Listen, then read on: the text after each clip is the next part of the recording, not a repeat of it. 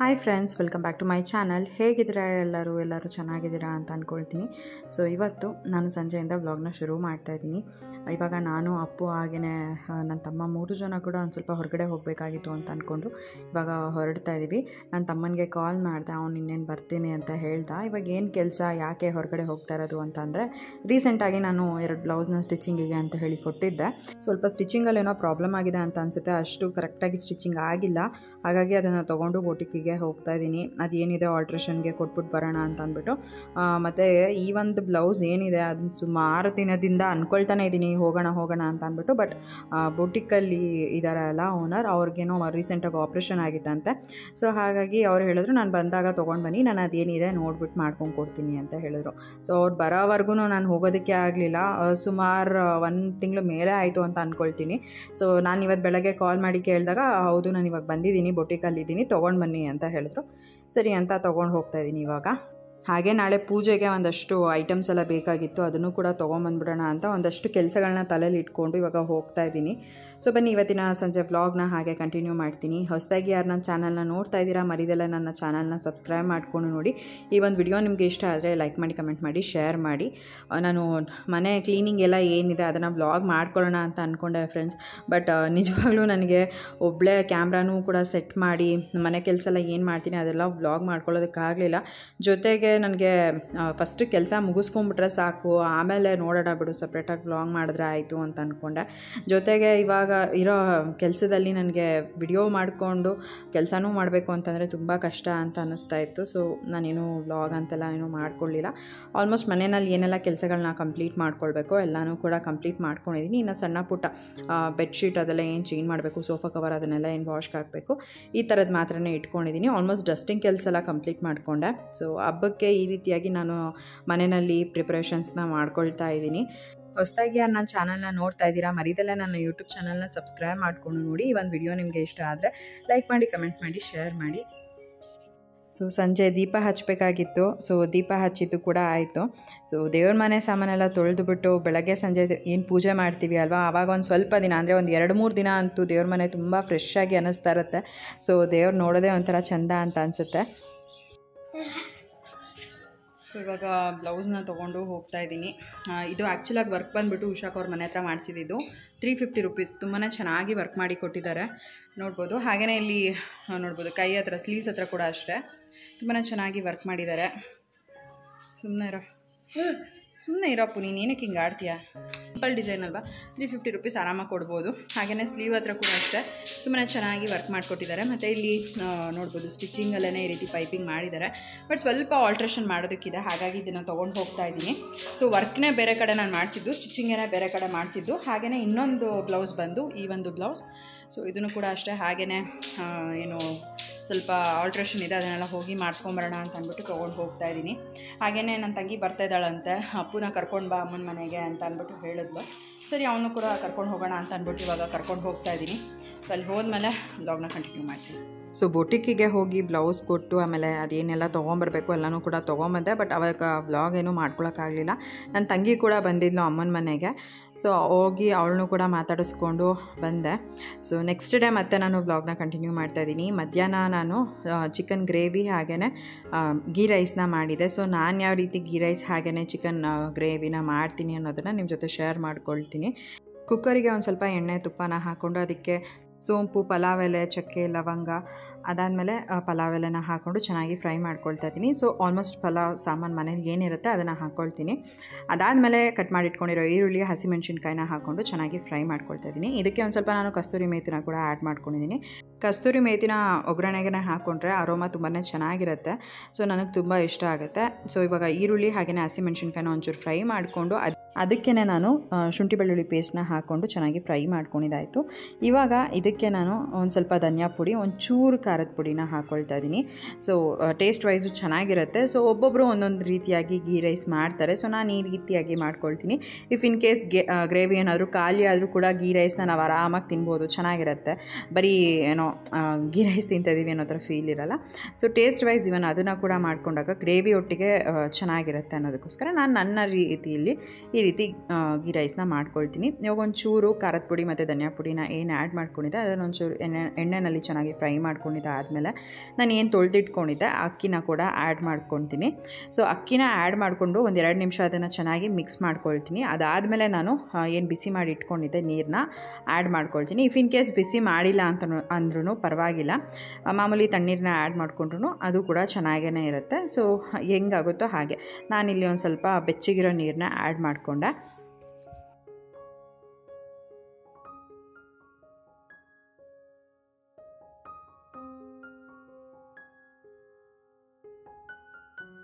So ಈಗ ಸ್ವಲ್ಪ ಬಿಸಿನೀರನ್ನ add ಮಾಡಿಕೊಂಡು ಅದಕ್ಕೆ ನಾನು ಉಪ್ಪನ್ನ ಆ್ಯಡ್ ಮಾಡ್ಕೊಳ್ತಾ ಇದ್ದೀನಿ. ಸೊ ರುಚಿಗೆ ತಕ್ಕಷ್ಟು ಉಪ್ಪನ್ನ ಆ್ಯಡ್ ಮಾಡಿಕೊಂಡು 1-2 ನಿಮಿಷ ಕುದಿಯೋವರೆಗೂ ಬಿಟ್ಟು ಆಮೇಲೆ ಲಿಡ್ನ ಕ್ಲೋಸ್ ಮಾಡಿ 1 ವಿಷಲ್ನ ತೊಗೊಳ್ತೀನಿ.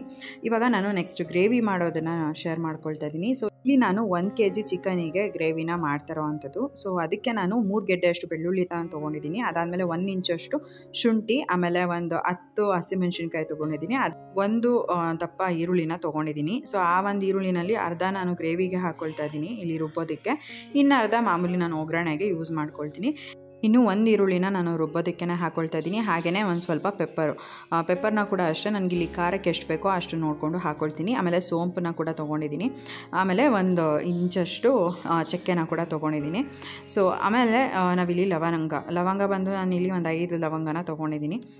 ತೆಂಗಿನಕಾಯಿನ ನಾನು ಜಾಸ್ತಿ ಹಾಕ್ಕೊಳ್ತಲ್ಲ, ತೆಂಗಿನಕಾಯಿನ ಒಂದು ಸ್ವಲ್ಪನೇ ತೊಗೊಂಡಿರೋದು, ಒಂದು 1/4 ಹೋಳಷ್ಟು ತೆಂಗಿನಕಾಯಿನ ತೊಗೊಂಡಿದ್ದೀನಿ. ಇವಾಗ ಪುದೀನ ಬಂದುಬಿಟ್ಟು ನಾನು 1 ಹಿಡಿಯೋಷ್ಟು ಪುದೀನನ ಹಾಕ್ಕೊಳ್ತಾ ಇದ್ದೀನಿ. ಅದಾದಮೇಲೆ ಒಂದು ಸ್ವಲ್ಪ ಕೊತ್ತಂಬರಿ ಸೊಪ್ಪನ್ನು ಹಾಕ್ಕೊಳ್ತಾ ಇದ್ದೀನಿ. ಸೊ ಕೊತ್ತಂಬರಿ ಸೊಪ್ಪು ಜಾಸ್ತಿ ಇರಲಿಲ್ಲ, ಸೊ ನಾನಿಲ್ಲಿ ಜಾಸ್ತಿ ಪುದೀನನೇ ಯೂಸ್ ಮಾಡ್ಕೊಂಡಿದ್ದೀನಿ. ಸೊ ಮಸಾಲೆನ ನಾನಿಲ್ಲಿ ಗ್ರೈಂಡ್ ಮಾಡ್ಕೊಳ್ತೀನಿ.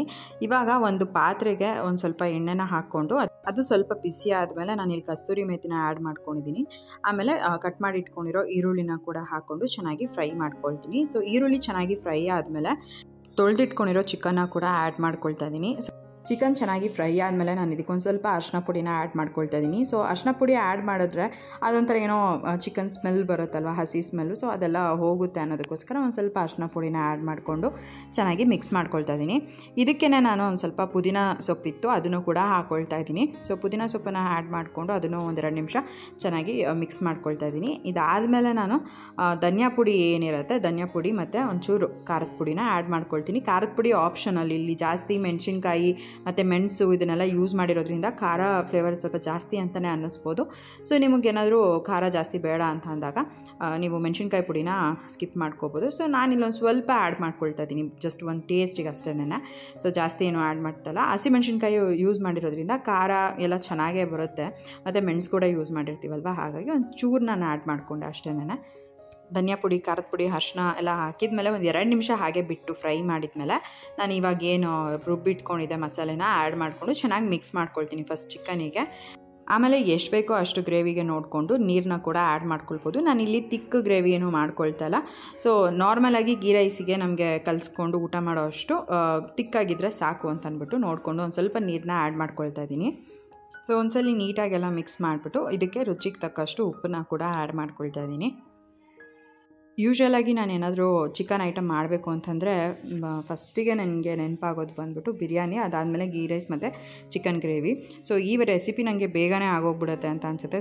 ಸೊ ನನಗೂ ಕೂಡ ಒಂದಷ್ಟು ಮನೆ ಕೆಲಸ ಎಲ್ಲ ಇತ್ತು, ಅದನ್ನೆಲ್ಲ ಮಾಡಿ ಮುಗಿಸ್ಕೊಂಡು ಏನಾದರೂ ಚಿಕನ್ ಐಟಮಲ್ಲಿ ಪಟ್ಟಂತ ಅಡುಗೆ ಮಾಡಬೇಕು ಅಂತಂದರೆ ಈ ಒಂದು ರೆಸಿಪಿನೇ ನಾನು ಬೇಗ ಮಾಡೋ ಅಂಥದ್ದು. ಸೊ ನನಗೂ ಕೂಡ ಯಾಕೋ ಗೀ ರೈಸ್ ಮತ್ತು ಚಿಕನ್ ಗ್ರೇವಿನೇ ತಿನ್ನಬೇಕು ಅಂತ ಅನ್ನಿಸ್ತಾಯಿತ್ತು. ಸೊ ಈ ಒಂದು ರೆಸಿಪಿನ ಮಾಡಿದೆ. ಟೇಸ್ಟ್ ವೈಸ್ ಅಂತೂ ತುಂಬಾ ಚೆನ್ನಾಗಿತ್ತು. ನನಗಂತೂ ಪರ್ಸ್ನಲಿ ತುಂಬಾ ಇಷ್ಟ.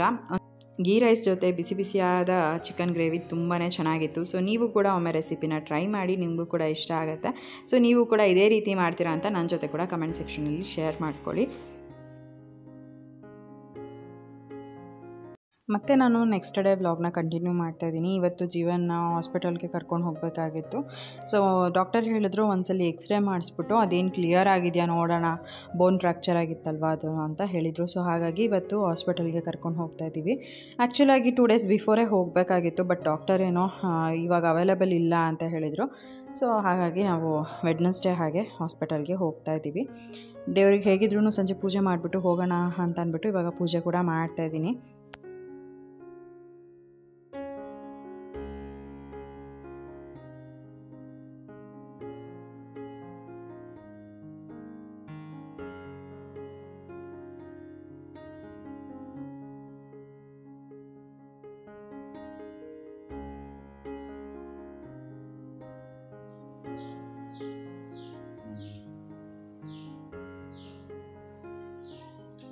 ರಿಪೋರ್ಟ್ ಇಸ್ಕೊಳ್ಳೋದು ಇವತ್ತು.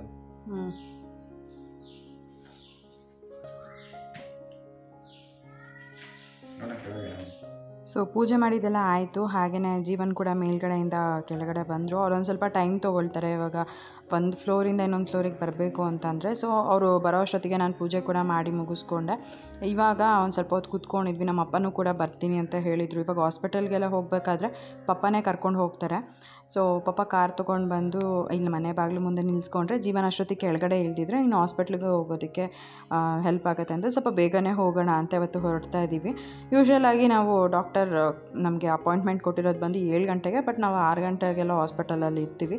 ಇಫ್ ಇನ್ ಕೇಸ್ ಯಾರು ಪೇಷಂಟ್ಸ್ ಇಲ್ಲ ಅಂತಂದರೆ ನಮ್ಮನ್ನೇ ಫಸ್ಟ್ ಬಿಡ್ತಾರೆ ಅಲ್ವಾ, ಹಾಗಾಗಿ ಹೋಗಿ ಕನ್ಸಲ್ಟ್ ಮಾಡ್ಕೊಂಡು ಬರೋಣ ಅಂತ ಅಂದ್ಬಿಟ್ಟು ಸೊ ಬೇಗನೆ ಹೊರಡ್ತಾ ಇದ್ದೀವಿ. ಇವಾಗ ಪಪ್ಪನೂ ಕೂಡ ಬಂದಿದ್ದೀನಿ ಅಂತ ಹೇಳಿ ಕಾಲ್ ಮಾಡಿದ್ರು. ಸೊ ಅವ್ರು ಬರೋ ಅಷ್ಟೊತ್ತಿಗೆ ನಾವು ಕೂಡ ಗ್ರೌಂಡ್ ಫ್ಲೋರ್ಗೆ ಹೋಗೋಣ ಅಂತ ಅಂದ್ಬಿಟ್ಟು ಇವಾಗ ಹೋಗ್ತಾ ಇದ್ದೀವಿ.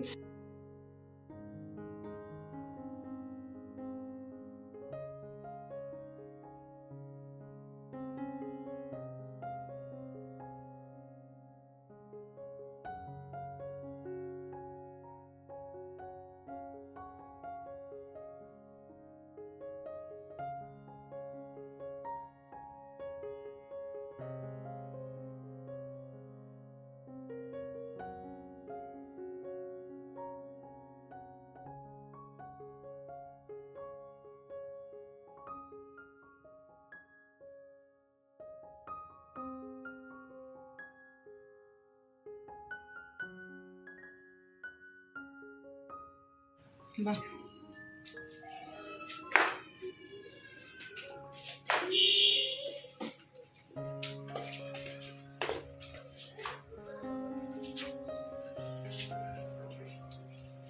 ಬರ್ಬೋದಲ್ವ ಇವಾಗ ಆರಾಮಾಗೆ ಇಳಿಯೋದು ಇಳ್ಬಿಡ್ಬೋದು.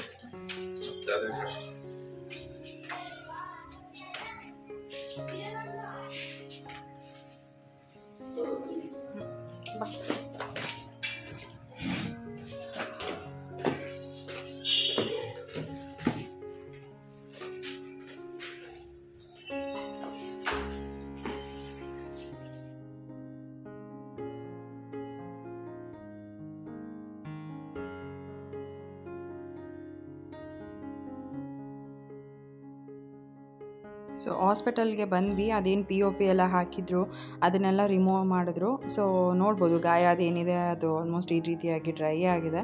ಮತ್ತು ಅದು ಏನು ಎಕ್ಸ್ರೇ ಮಾಡಿಸ್ಬೇಕಂತ ಹೇಳಿದರು. ಎಕ್ಸ್ರೇನ ಕೂಡ ಮಾಡಿಸಿದ್ವಿ. ಯಾಕೆಂದರೆ ಅದು ಸ್ವಲ್ಪ ಇನ್ನೂ ಸ್ವೆಲ್ಲಿಂಗ್ ಇತ್ತಲ್ವ ಕಾಲು, ಹಾಗಾಗಿ ಅವ್ರು ಒಂದ್ಸಲ ಎಕ್ಸ್ರೇ ಮಾಡಿಸೋಣ ಅಂತ ಹೇಳಿದ್ರು. ಅದು ಹೆಂಗೆ ಇಂಪ್ರೂವ್ ಆಗಿದೆಯಾ ಏನು ಅಂತ ಗೊತ್ತಾಗುತ್ತೆ ಅಂದ್ಬಿಟ್ಟು. ಸೊ ಇವಾಗ ಫಸ್ಟ್ ಫ್ಲೋರಲ್ಲಿ ಆ್ಯಕ್ಚುಲಾಗಿ ಎಕ್ಸ್ರೇ ರೂಮ್ ಇರೋದು.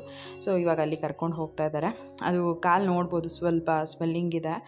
ಡಾಕ್ಟರ್ ಎಕ್ಸ್ರೇ ರಿಪೋರ್ಟೆಲ್ಲ ನೋಡಿಬಿಟ್ಟು ಇನ್ನೂ ಒಂದು 2-3 ವಾರ ಅಂತೂ ಬೇಕು ಅಂತ ಹೇಳಿದ್ದಾರೆ. ಆಲ್ಮೋಸ್ಟ್ ಫಸ್ಟಿಗೆ ಕಂಪೇರ್ ಮಾಡಿಕೊಂಡ್ರೆ ಇವಾಗ ಸ್ವಲ್ಪ ಪರವಾಗಿಲ್ಲ, ಬಟ್ ಕಂಪ್ಲೀಟಾಗಿ ಅದು ಏನು ಬೋನ್ ಇದೆ ಅದು ಕೂಡ್ಕೊಳ್ಳೋಕೆ ಒಂದು ಸ್ವಲ್ಪ ಟೈಮ್ ಅಂತೂ ಬೇಕೇ ಬೇಕು ಅಂತ ಸುಮಾರು ಜನ ಹೇಳ್ತಾಯಿದ್ರಿ, ಕಟ್ ಹಾಕಿಸಿ ಅಂತೆಲ್ಲ ಅಂದ್ಬಿಟ್ಟು. ಬಟ್ ಅದೆಲ್ಲ ಡಾಕ್ಟರ್ ಏನು ಬೇಡ ಅಂತ ಹೇಳಿದ್ದಾರೆ. ಸೊ ಹಾಗಾಗಿ ನಾವು ಸುಮ್ಮನೆ ನಮಗೆ ಗೊತ್ತಿಲ್ಲದಿರೋದೆಲ್ಲ ಹೋಗಿ ಮಾಡಿಸೋದಕ್ಕೆ ನಮಗೂ ಅಷ್ಟಾಗಿ ಧೈರ್ಯ ಇಲ್ಲ.